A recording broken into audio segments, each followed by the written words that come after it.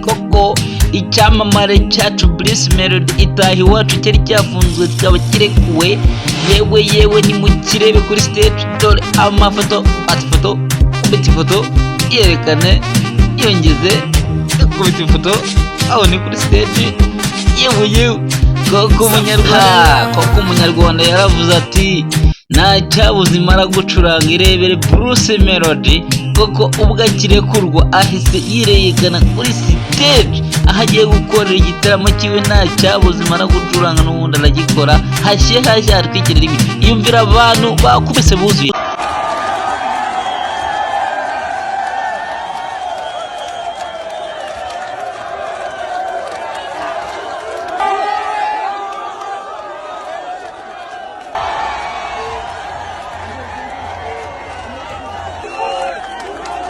Uwo ni Mugisha w'Iburundi ukina filimi, ubwo Yaraye kuvuga ku bya Brucemelodie, aho ngaho no kwita izina ingaryi, ubwo umunsi w'ejo mu Rwanda Riderman na King James bari babikere n'abandi byamamare bikomeye.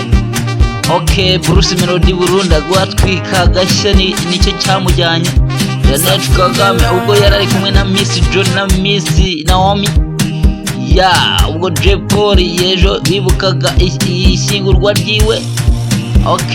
Paul acyakomeza kwibukwa, ubwo rwose yitahiye Brucemelodie aracyatwika, nta cyabuze Impara gucuranga.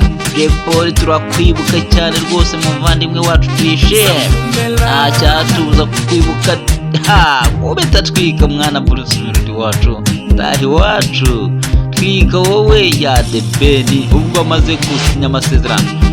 Paul turakomeza kukwibuka, humura umunsi w'ejo. Mugisha ukina filimi Burundi nawe turacyari kumwe ku bya Brucemelodie. The Ben nawe ari gusinya amasezerano ariko yishimye cyane. Twishimire wacu Paul, ntabwo tuzakwibagirwa. The Ben na Brucemelodie, Pamela na The Ben bishimye kwita izina ingaryi mu Rwanda umunsi w'ejo, byaraye ibyishimo bikomeye.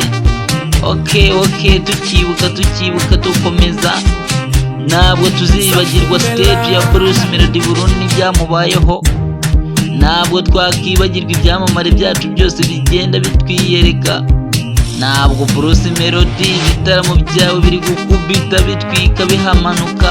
Jeannette Kagame, Miss Naomi, Jolie.